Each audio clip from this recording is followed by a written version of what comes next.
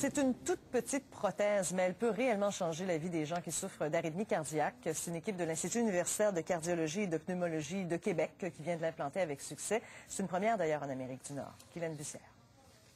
Ces deux patientes ont été opérées il y a moins de 24 heures. Ah, moi, je suis comme de ressusciter, c'est spécial. C'est spécial. Beaucoup mieux depuis ce temps-là. Je suis moins essoufflée. Un matin, je suis pas essoufflée, pantoute. Ce sont ces médecins qui ont réalisé les interventions. C'est cette petite prothèse qui a été implantée dans le cœur des patientes. Nous rentrons un cathéter par la veine fémorale.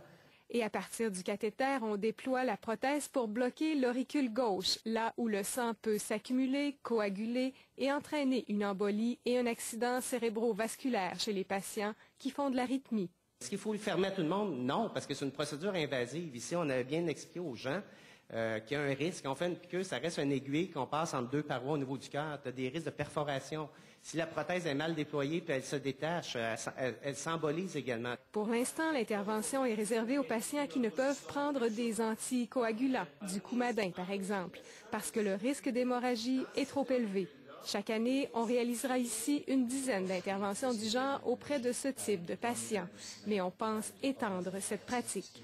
Par la suite, il va y avoir une grande étude en Amérique du Nord pour les patients qui n'ont pas de contre-indications pour les coumadins, mais qui, on pense qu'après la fermeture de cet auricule gauche, on pourrait éviter les coumadins.